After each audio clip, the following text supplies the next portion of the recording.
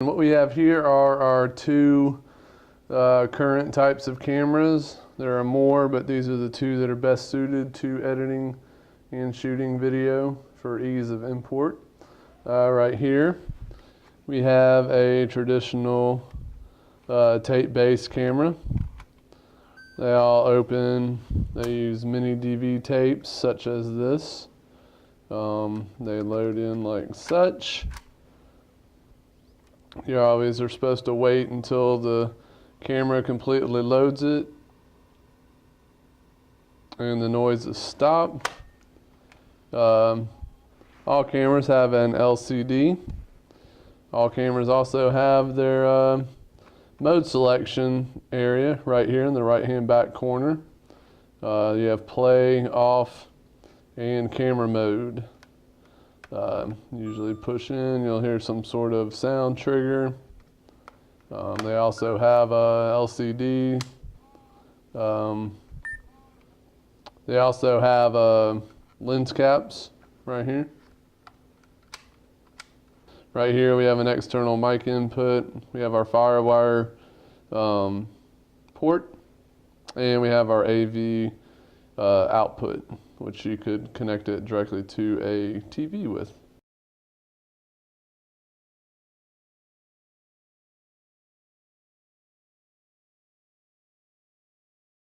So you go into menu mode, and under here we have various settings, which are basic.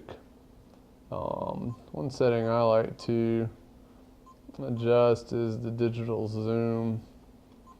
I like to just keep it based on the optical that is available. You can also switch between wide screen and non-wide screen, which you can see how it shrinks the size of the screen. Widescreen is for widescreen TVs, and 4x3 are general non-widescreen TVs. We'll leave it in widescreen. It also has a self-timer, and we can come back to here, and we have record mode. Now, a lot of people don't understand that. If you can see, it says SP right there.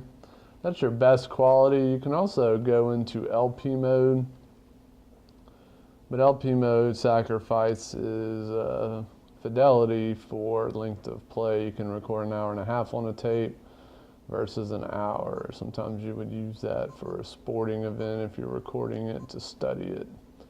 And they have various other little components you can use. So that's about what's in the menu of most cameras.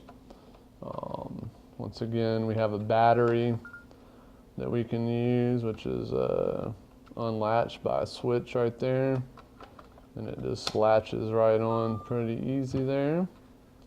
And you also have VCR mode, which kind of puts this into like a little VCR, and your little joystick over here you can play, and it allows us to see what we're dealing with. You can also control the volume by all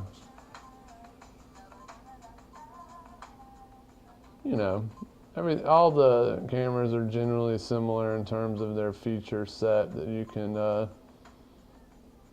utilize. Alright, so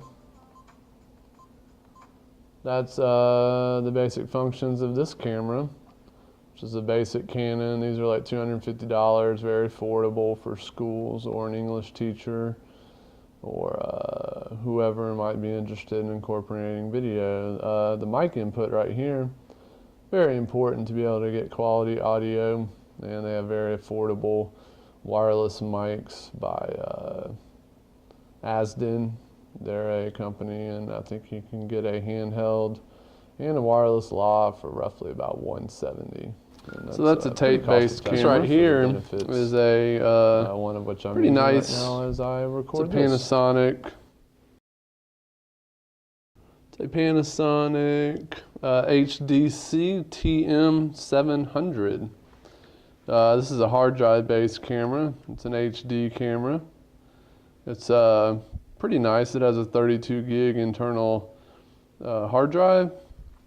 And as with the other cameras, the modes are located right here. There's play, video camera mode, and this one also takes still pictures, and it has a pretty nice still picture function. So that's good to note. Right here is the battery. They latch on as such. Some cameras charge. Here's the power button. Has the lens cap, which is automatic, which is nice because when it turns off, as you can see, it closes automatically to protect a nice lens. This one has a pretty nice lens. Another point of note is here's where the connector cables are. This is a USB, HDMI. It has SD card slot and a AV out breakout slot for hooking it via analog to traditional TVs. Hard drive based cameras generally import and export. Generally export their video to the computer over USB cables versus FireWire on traditional tape-based cameras. This one has a interesting microphone, 5.1. So it's got stereo left, right, front. Actually a microphone that picks up behind and a center microphone, which is pretty advanced. Then over here, you can mount microphones right there with that. And then right here, it has its external mic input, which is really good for news gathering, and a headphone output.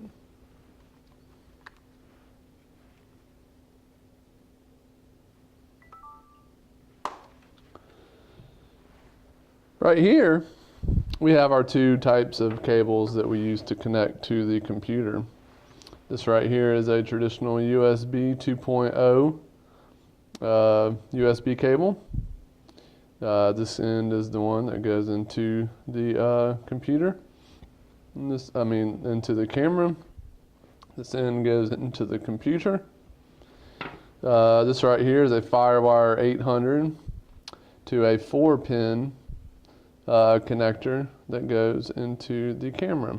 And this end goes into the computer. We'll be editing on a Macintosh today, and most current Macs no longer have FireWire 400, but if need be, you can get a FireWire 400 to 4-pin FireWire cable, and it will serve just fine. Even though this is a FireWire 800 connection, the speed that the data is transferring is still only going 400 megabits per second. So that's the basics in terms of the two types of cameras and the cables that we'll use to connect our camera to the computer.